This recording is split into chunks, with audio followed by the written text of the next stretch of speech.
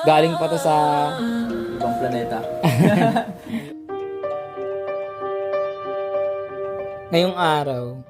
May tatatuan na naman ako kahit na nakakaiyak. Sino ba naman ang di maluluha? Etong client natin kasi, si Man Balikbayang OFW.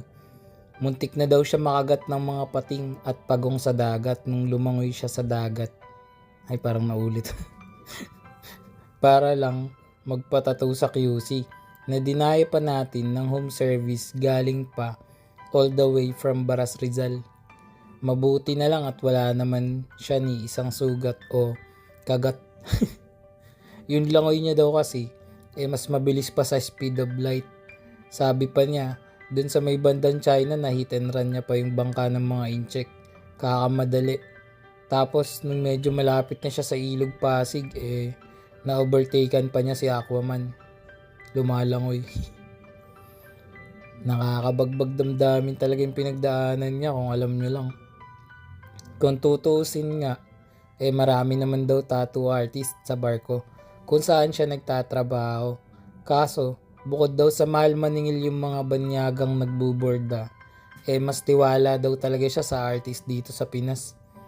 At laking pasasalamat na isa ako sa mga pinapanood niya sa FB pag-board siya sa barko. Tapos na siya magbilang ng mga tumatalong isda at saka mga dolphin. Nakakalibang naman daw yung mga vlog na ginagawa natin kahit na madalas puro kalokohan ang mga pinagsasabi ko. Aminado no. Anyway, client requested patch tattoos sa kanyang lower right inner forearm tungkol sa pagbabarko niya. Sa taas naman lettering tattoo na nagsasabing one life, one chance. Etong kasabihan na to, ganito yung motto ko dati. Yung tipong lahat ng desisyon ko sa buhay nakabase sa dalawang salita na bahala na. Dahil sa paniniwala ako sa YOLO, which means you only live once, basta may gusto ako gawin o maranasan, di ko yun pag-iisipan pa ng sobrang lalim. Basta gagawin ko na lang. Magiging masaya ako sa desisyon ko.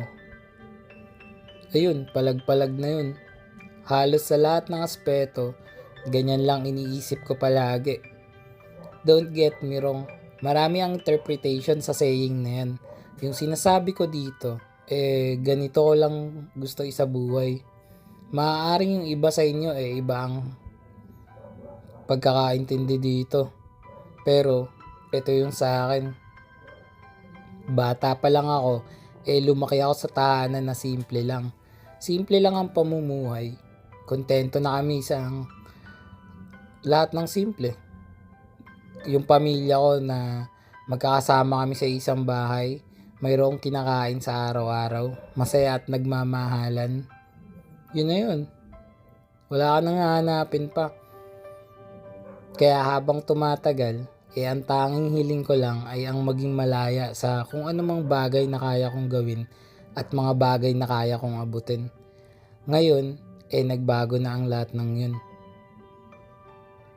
Ngayon kasi, may nakilala akong isang tao na nagpaalala sa akin kung paano ako dapat mamuhay ng payapa pero nangangarap.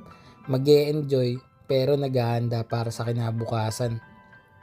Tayong mga tao ay maaaring maging masaya kahit na sarili lang natin. Pero iba pa rin pag may kasama tayo. Ngayon, masasabi ko na mas masaya pa rin pala pag mayroon tayong kasama sa mga trip natin sa buhay. Gaya na ito ni boss na client, kahit pa na gaano kahirap ang trabaho niya overseas. Kahit na gaano pang karaming kalawang ang tiktikin sa barko, o gaano pa karaming isla yung mapuntahan niya, baliwalain sa kanya, hindi niya na iniisip yung pagod. Sulit naman daw yung oras na kasama niya yung pamilya niya sa pag-uwi niya. Bagaman limitado lang ang panahon, walang hanggan naman ang emosyon na nararamdaman. Kaya kayo dyan, maging masaya lang kayo basta Huwag niyong kakalimutan yung mga taong nakapaligid sa inyo. Nung mga panahong 0 days, nung mga panahon na hirap pa kayo. Dahil sila yung magbibigay sa inyo ng tunay na kaligayahan na di kayang pantayan ng kahit na anumang material. By Shanty Dope yun. Teka. Napahaba na naman tong video ko. Para sa mga tropa natin dyan na gusto ng murang tattoo kagaya nito, kontakin nyo lang ako sa FB page More Than Vlogs. Text o tawagan ako sa cellphone number ko 0970-825-0395. Wala nga palang problema kung malayo man kayo or hindi nyo alam yung papunta dito sa amin. Pwede ko kayo yung service kahit saan probinsya pa kayo. Marami na ako napuntang malalayong lugar gaya ng Tarlac, ng Pampanga, Batangas. Mga ganyan, Cavite, Laguna, kumpletuhin nyo na. Basta pwedeng ibiyahin ng motor ka, pwede kayong liparin ng mga pakpak ko sa likod. Ay, wala pala akong pakpak. O basta yun, wala na kayong dahilan para hindi magpatato. Alam nyo na yung gagawin nyo. Paano? Bago matapos tong video, panoorin at alamin muna natin ang tattoo client review. Let's go! Gusto mo ba ng tattoo? I got you bro. Full back, full sleeves, full leg. Let's go. Full front sa tuhod, sa siko, sa leeg, ulo kahit face ganado. Support local, proud Pinoy artist. Murang tattoo pero maangas. Legit, daw ang pinaghirapan. Buyat bawat beat, baguhan pero may diskarte, hindi cheap.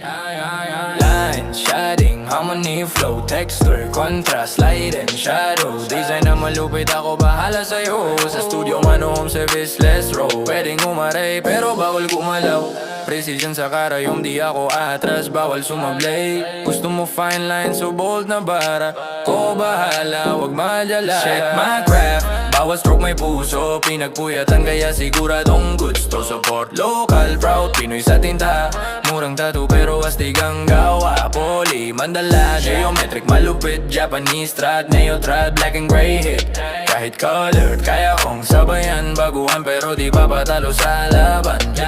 More than vlog, panoorin sa FB. Proof na mic grind, hindi chamba, believe me. Reference mo dala, I respect your vision. Pero pag ako nag-layout, may art precision. Tattoo journey ko, bagong wave, bagong... Boss, tapos na yung tattoo natin. Ano masasabi mo? All goods, what you see is what you get. Yeah. Rate mo na boss, 1 to 10. Hindi ko ito mabigyan ng 10 eh. Mukhang sobra pa eh. Yun na. Dinakay pa natin yan ng home service si Bossing dito sa Bambang Pasig po. Pasig. Pero si Bossing, galing pa to sa Ibang planeta. Europe lang. Europe. Nag-ano yan. Nagbabar ko si boss. Ulit ka pa ba, boss? Ulitin natin to. Masakit? Masakit na masarap. Yeah. Salamat, boss, sa tiwala. Thank you.